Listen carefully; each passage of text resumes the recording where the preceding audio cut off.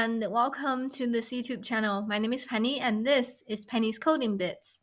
In this video, we are going to take a break though from coding and talk about the future of humanity because of the emergence of AI and a lot of talks have been going on around our future. So I found this research article on Nature Geoscience that talks about climate extremes likely to drive land mammals extinction during the next supercontinent assembly.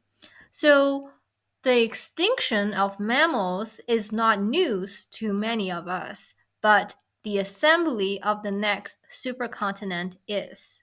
So, let's have a look at the Earth history. So, in the history of the Earth, and this is from my other YouTube channel on reading picture books to kids if you want to check it out. But in the history of the Earth, we used to have a supercontinent called Pangaea.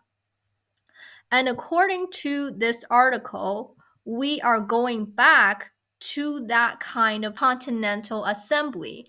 But this time, we are going into a supercontinent called Pangaea Ultima. And this kind of continental emergence is accompanied by soaring solar radiation and humidex, which is a discomfort to mammals.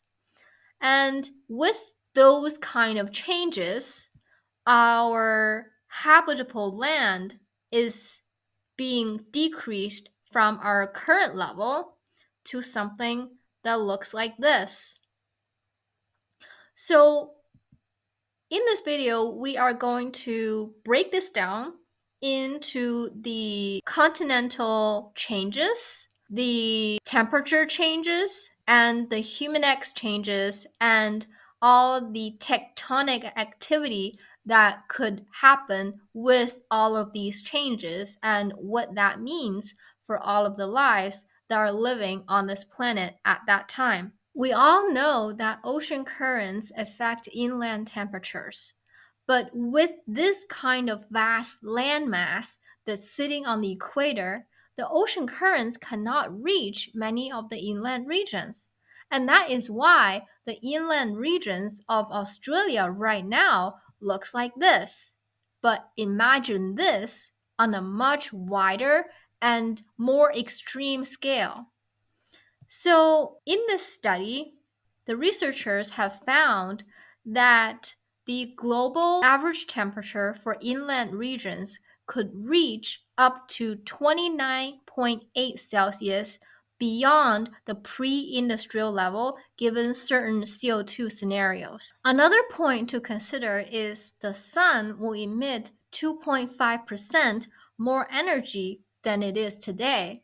Although this doesn't seem like a lot by itself, but this combined with the increased CO2 level in 250 million years and the decreased ice coverage on Earth that can reflect back energy received from the sun, all of this combined together can push Earth beyond a tipping point, rendering itself inhabitable by mammals. So let's have a closer look at the sensitivity analysis used to analyze habitability in this paper.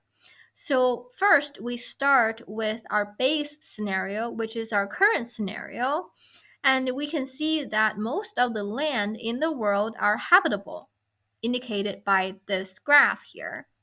But once we start to increase our CO2 level from 280 ppm, and ppm stands for parts per million, where 1 ppm is 1 milligram of something per liter of water. So it is a concentration measure. So when we increase CO2 levels from 280 ppm and start to double this CO2 level, we can see that the habitable regions in the world start to decrease drastically. And let's not forget that as continents merge together, there will be more volcanic eruptions.